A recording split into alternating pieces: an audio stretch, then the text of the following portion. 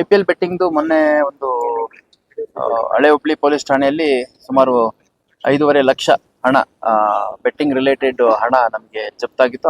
ಆ ಕುರಿತಲ್ಲಿ ನಾವು ಪ್ರಕರಣ ದಾಖಲು ಮಾಡ್ಕೊಂಡಿದ್ದೀವಿ. ಮತ್ತೆ ಅದನ್ನ ಇನ್ನು ಹೆಚ್ಚಿನ ತನಿಖೆಯನ್ನ ಮಾಡ್ತಾ ಇದ್ದೀವಿ. ಈ IPL ಸೀಸನ್ ಸ್ಟಾರ್ಟ್ ಆದಾಗಿಂದ ನನ್ನ ಲೆಕ್ಕದಲ್ಲಿ ಒಂದು 4-5 ಕೇಸಸ್ ಆಗಿತ್ತು. ಅಲ್ಲ, ಅಂದಾಜ್ ನನಗೆ ಎಕ್ಸಾಕ್ಟ್ಲಿ ಗೊತ್ತಿಲ್ಲ. 11 ಕೇಸ್ ಅಂತ ನಮ್ಮ DCP ಹೇಳ್ತಾರೆ. ಆಗಿದೆ. ಪ್ರಕರಣಗಳು ಕಂಟಿನ್ಯೂಸ್ ವಾಚ್ ಅಲ್ಲಿ ಇದ್ದೀವಿ. ಕಂಟಿನ್ಯೂಸ್ ಆಗಿ ಯಾರ ಹತ್ರ ಚಟುವಟಿಕೆಯಲ್ಲಿದ್ದಾರೆ ಅಂತವ್ರನ್ನೆಲ್ಲ ವಾಚ್ ಮಾಡ್ತಾ ಇದ್ದೀವಿ.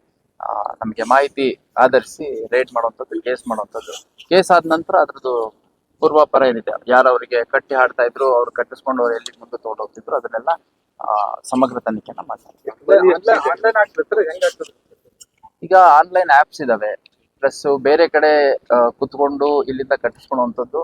ಆ ಕಟ್ಟಿಸ್ಕೊಳ್ಳೋ ಪ್ರೋಸೆಸ್ ಅಲ್ಲಿ ಮಧ್ಯದಲ್ಲಿ ಕೋಆರ್ಡಿನೇಟ್ ಮಾಡುವಂಥವ್ರು, ಇದೊಂದು ವ್ಯವಸ್ಥಿತವಾಗಿ ನಡೆಯುವಂಥ ಪ್ರಕ್ರಿಯೆ ತಮಗೆಲ್ಲ ಗೊತ್ತಿದೆ. ಮೊದಲು ಇದ್ದಂಗಿಲ್ಲ, ಇವಾಗ ತುಂಬಾ ಅಡ್ವಾನ್ಸ್ ಆಗಿದೆ.